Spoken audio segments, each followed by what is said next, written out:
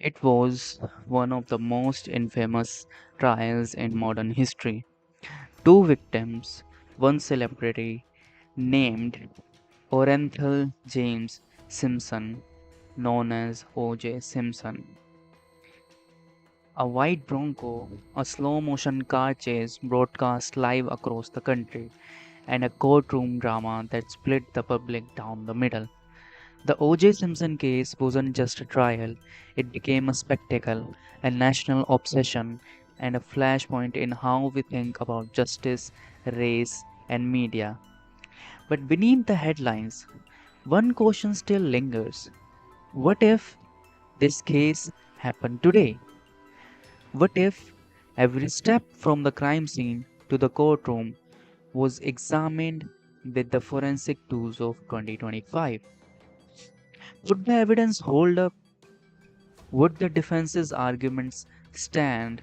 Or would modern science tell a clearer, more definitive story? Let's find out. Back in 1994, the crime scene where Nicole Brown Simpson and Ron Goldman were murdered was chaotic. Investigators arrived quickly, but the protocols we now consider basic weren't standard then. There were officers walking through the scene without gloves. Evidence was picked up, moved, even bagged improperly. Key areas weren't secured. Blood wasn't collected right away. Today, that would be unthinkable. Modern crime scene investigation is methodical, controlled, scientific. Teams arrive in full PPE, Tyvek suits, gloves, boot covers. A strict perimeter is set up. Nothing is touched until it's photographed, documented, and catalogued. If this crime happened today, the contamination would be almost non existent. In the original trial, the prosecution relied heavily on DNA. Blood matched Simpson's profile, samples were found at the scene, in his Bronco, and on his socks. But the technology used RFLP or restriction fragment length polymorphism. The procedure of RFLP contains restriction digestion of genomic DNA, which is then separated using electrophoresis and blotted through southern blotting. This transferred DNA is later auto-radiographed through through an auto-radiogram, which can later help you to identify crime scene blood sample to the suspect's sample. Now, it needed large, undegraded samples, and the results were hard to explain to jury unfamiliar with genetic science. The defense capitalized on that confusion. They argued contamination, mishandling, even planting, and to many jurors, those doubts stuck. Now we use short tandem repeats filing. It's precise, efficient, and works with incredibly small amounts of DNA. A single skin cell, a trace left by a fingerprint, could yield a full genetic profile. Even degraded samples, those expected to expose to the elements or time, can often be rescued using polymerase chain reaction.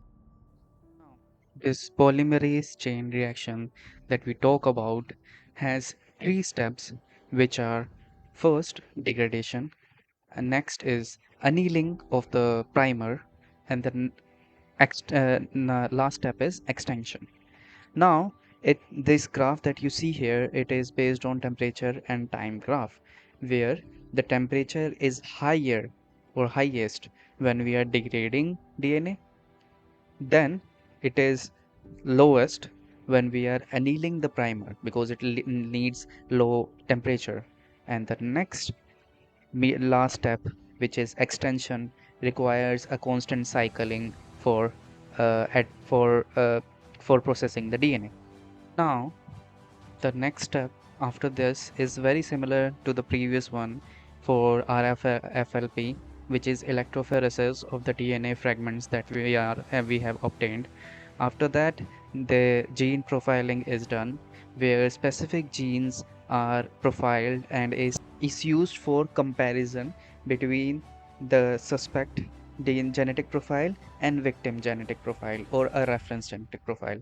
After that, a specific STR genetic marker will have a specific peak, and it can be easily referenced with the standardized data and helps in generating the profile of the victim and the suspect all together, and tell you if there are multiple DNA samples in a sample that has been found on the crime scene or not.